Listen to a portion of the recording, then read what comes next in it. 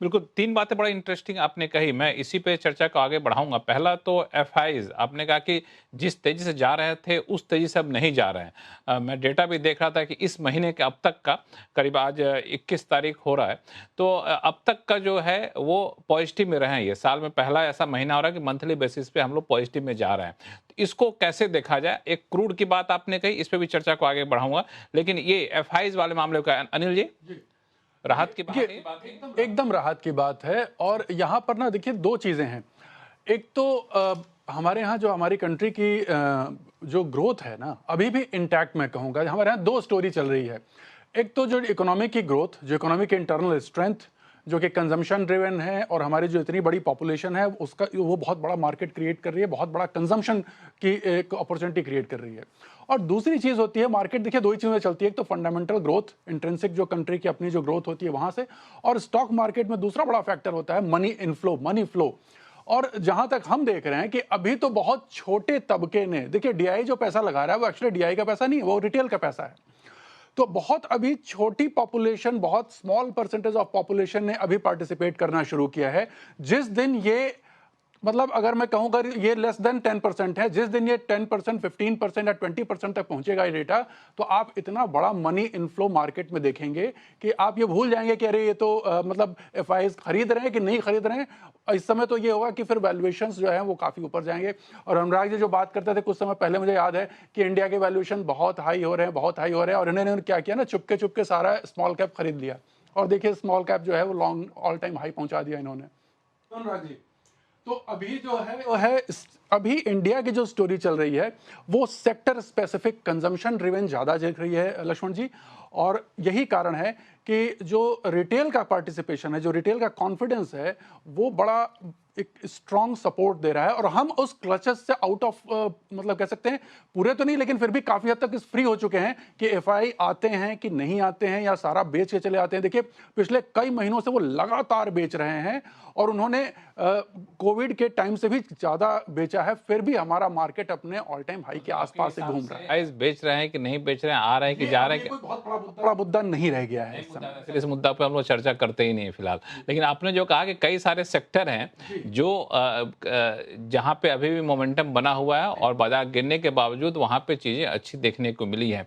वो sector specific बात करेंगे तो थोड़ा सा दर्शकों को कुछ क्यू भी मिलता हुआ दिखेगा। अनुराग जी, आप हमारे इंडियन मार्केट में कौन से सेक्टर देख रहे हैं जहाँ पे आप पोटेंशियल बनता हुआ दिख रहा है आपको? लक्ष्मण जी, ये कुछ देखिए, हम तो लार्ज कैप के खिलाड़ी थे, लेकिन थोड़ा उसके अलावा हमें हेल्थ केयर पसंद था, हॉस्पिटल्स, लेकिन अब इतने महँगे महँगे हो गए हैं। और यही कंज्यूमर फेसिंग सेक्टर्स ही जनरली पसंद है हमें। मैं तो डिफेंस और रेलवेज़, और वो जहाँ पे गवर्नमेंट इज़ द बायर, वहाँ से फॉरेन इन्वेस्टर्स जनरली हेसिटेट करते हैं अक्रॉस इमर्जिंग मार्केट्स क्योंकि उसमें बूम एंड बस्ट साइकिल्स बड़ा क्विक आते हैं। तो उसको, वो फिर नेचर है। आई एम नॉट सेइंग आप कर सकते हैं, लेकिन as a foreign investor generally हम रिटेल फोकस्ड ही रहते हैं। तो वो थे, लेकिन लक्ष्मण जी, अब हम एक ज़ोन में आ गए हैं कि काफ़ी मतलब it has just become a flow of money chasing. मैं आपको कई बार वो थीसिस बता चुका हूँ, because 70-80% of mutual fund money चेज़ेस mid and small, 70% रफली। और उसमें फ्री फ्लोट भी कम है, तो बड़ा जल्दी शेयर प्राइस ऊपर जाता है। लेकिन ये प्राइसेस बिल्कुल खरीदने लायक नहीं अब है, ये सिर्फ फ्लो पर अब शायद डिपेंडेंट है। हालात बदले हुए कि नहीं, अभी भी वही है? नहीं लक्ष्मण जी, बिल्कुल बदले नहीं है। देखिए, जब तक रिटेल इन्वेस्टर टोटली, मार्केट में मजा तभी है जब आधे इन्वेस्टर्स इस सिचुएशन में आ जाएं कि यार मार्केट में कुछ नहीं हो सकता, इट्स गॉन, तब रियल वैल्यूएशन आता है। अभी तो रियली बुलिश है रिटेल, अभी क्वाइट बुलिश है। तो वो दौर है, मतलब ये तो अभी देखिए 20 के बाद एक शुरू हुआ है ना, तो 5 साल हुए हैं, ठीक है, एक फेज चलता है। वो कब खत्म होगा पता नहीं, लेकिन सूनर, अब we pretty much we are at the end of it. इन वैल्यूएशंस को कैसे एक जस्टिफाई चीज और करेंगे कोई? अनुराग जी, एक चीज और, चूंकि आपने कहा कि आप तो लार्ज कैप के खिलाड़ी थे, हाँ। आईटी में तो कहा जाता है कि चलो भाई आईटी में एआई का असर दिखा, तो इस वजह से आईटी जो है गिरा पड़ा हुआ है, उठने की गुंजाइश नहीं है। लेकिन आईटी के अलावा बाकी चीजों की बात करें, दिग्गज दिग्गज बैंकों की बात करें, ICC bank, correct, HDFC correct. Bank, axis bank, ऐसे कई सारे दूसरे सेक्टर के भी दिग्गज हैं, वहां भी स्थिति वैसे की वैसी बनी है, वहां कौन सा एआई आ गया? नहीं, बट फ्लो नहीं है ना लक्ष्मण जी, फ्लो ही नहीं आ रहा है। म्यूचुअल फंड का अगर वो नहीं फ्लो आ रहा है। बायर ही नहीं होगा और एफआई ठीक है बेच रहे थे, लेकिन वो 20 बिलियन 10 बिलियन बेच देंगे अपना। लेकिन अगर domestic flow in any other market, domestic flow तो 80% तो लार्ज कैप में ही जाता है। इंडिया में उल्टा हो रहा है 80% मिड स्मॉल में जाता है। सेबी ने कैटेगराइज कर दिया, अब आपका लार्ज कैप में फ्लो ही कम है तो वो बायर ही कम है वहां पर। तो फिर वो नहीं, it's not a fair market. Market हुँ। का काम होता है एफिशिएंटली फंक्शन करना। अब उसमें जितना रेगुलेशन आएगी, जितना होएगा, वो बायर सेलर की इक्वेशन को डिस्टर्ब करता है। तो बेसिकली उसमें ज्यादा ना जाते हुए बहरहाल जो रूल है वो रूल है, बट इट डजंट मीन कि वो लॉन्ग टर्म में स्टोरी चेंज हो जाएगी। तो अब इस समय अभी देखिए अनिल ने भी एक बात अच्छी कही कि स्मॉल कैप को देखिए ऑल टाइम हाई पहुंचा दी, वो सब अच्छी बात है। लेकिन नो, इस पूरी चर्चा में nobody is saying that government is taking the right steps जिससे इकोनॉमी की ग्रोथ बहुत सॉलिड होने जा रही है या एम्प्लॉयमेंट क्रिएशन बहुत स्ट्रांग होने जा रहा है।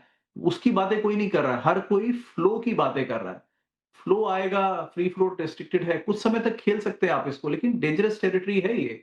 तो एट सम पॉइंट इसमें ये होने वाला है, मतलब ज्यादा आई थिंक नहीं, ऑलरेडी आप देख रहे हो थोड़ 2 थोड़ साल थो से हम थोड़ा थोड़ा-सा हाँ, और आपको तो थोड़ा-सा और मैं आपसे स्पेसिफिक पूछूँ कि आप ये कहना चाह रहे हैं कि मिड कैप, स्मॉल कैप में भले ही रैली दिख रही है, लेकिन आप बहुत कॉन्फिडेंट नज़र आ नहीं रहे उससे, ऐसा आप कह रहे हैं? नहीं, बिल्कुल भी नहीं है लक्ष्मण जी, बिल्कुल भी नहीं है। और सब सब बिल्कुल सब भी नहीं है। जानते हैं स्टोरी कि यहाँ पर वैल्यूएशन नहीं है, यहाँ पे सिर्फ बायर्स हैं, डोमेस्टिक डोमेस्टिक फ्लो है which is sustaining it, right? तो तो उस टाइम पे और लार्ज और कैप में? और लार्ज कैप में? नहीं, नहीं, लार्ज लार्ज कैप बिल्कुल फेयर वैल्यू पर है इंडिया का, लॉन्ग टर्म पर है, लेकिन अगेन बायर को तो पिछले 3 साल के रिटर्न नहीं दिख रहे हैं ना, तो वो उस पे पैसा ही डाल रहा है। देखिए it is just what you Chase, right? Real estate में, मकानों में जब इन्वेस्टर चेज़ करता है, तो वो देखता नहीं है, वो देखता है कहाँ बढ़ रहे हैं रेट, तो that's where you just chase the money and that's where देखिए, बट 2-3 करेक्शन मैं इसमें इसमें हल्के अगर बात कहें तो ऐसा नहीं हो सकता है कि आपके लार्ज कैप परफॉर्म ना करे और इकोनॉमी ग्रेट चलती रहे। देखिए इकोनॉमी लार्ज कैप प्लेयर से डिसाइड होती है, कंजम्पशन लार्ज कैप प्लेयर से डिसाइड होता है। छोटा कोई ई कॉमर्स प्लेयर्स 25% ग्रो कर गया, उसका मतलब ये नहीं है कि इकोनॉमी ग्रो कर गई, राइट? तो वो तो नहीं, कनेक्शन तो वो कनेक्शन टूटेगा। You can't keep pushing small caps where large cap are struggling. वैसा वैसा कहीं भी नहीं होता है, मार्केट में नहीं हो सकता। दो तीन बातें मैं मोटे लेवल पे अगर कहूं लक्ष्मण जी, हाई लेवल पे कि क्यों generally and foreign investors generally believe that it's not a story के जब ये चमत्कार होने वाला है। उसमें 2-3 पॉइंट है। देखिए एआई जनरली एक जॉब किलर है। तो कंपनीज अच्छा कर सकती हैं आईटी कंपनीज, लेकिन एम्प्लॉयमेंट मार्केट को वो हर्ट करेगा। This is one big headwind, right? जो इंडिया के लिए लगता है कि अगर जो भी, अब आप जर्नलिज्म में देख सकते हैं, ग्राफिक्स बनाने हैं, समराइजेशन करना है, जिस अंग्रेजी से जितना स्मार्टली एआई कर देता है, वो कोई नया फ्रेश ग्रेजुएट नहीं कर पाएगा। It will kill jobs across sectors, health care, legal, teaching, everywhere. हर जगह नुकसान होगा इसका। This is negative for employment heavy, population heavy countries like India. तो एक ये ब्रॉडर व्यू है।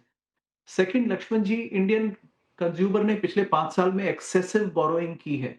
उनकी इनकम से ज्यादा डेटा है, इनकम से ज्यादा ग्रोथ, कंजम्पशन ज्यादा हुआ है, इनकम ग्रोथ कम हुई है।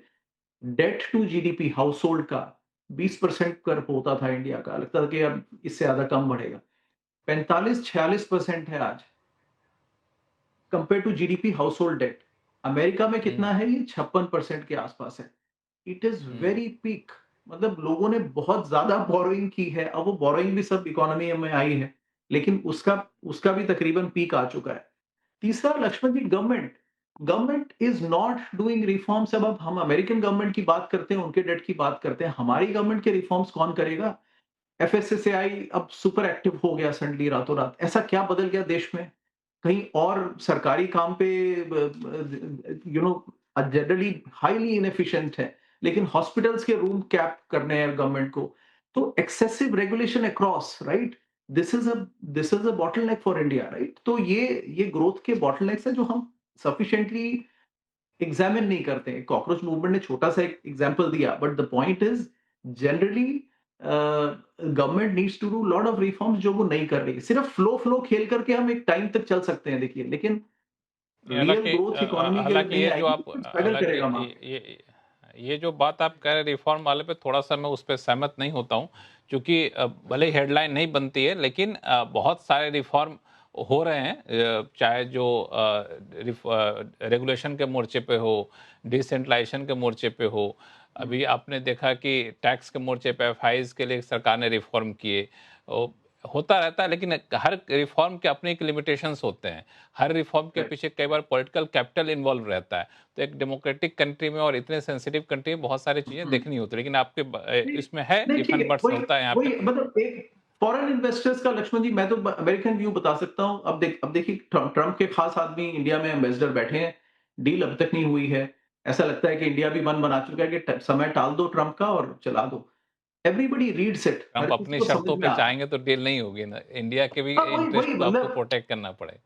तो अब कुल मिला के सिर्फ वही है। ट्रम्प चाहे सिर्फ ट्रम्प हाँ, चाहें और दैट एफआईज के लिए हम डील कर लें, ये तो संभव नहीं होता है। वो तो करेक्ट, डील में करेक्ट। तो सो आपने फिर भी देन, पता है।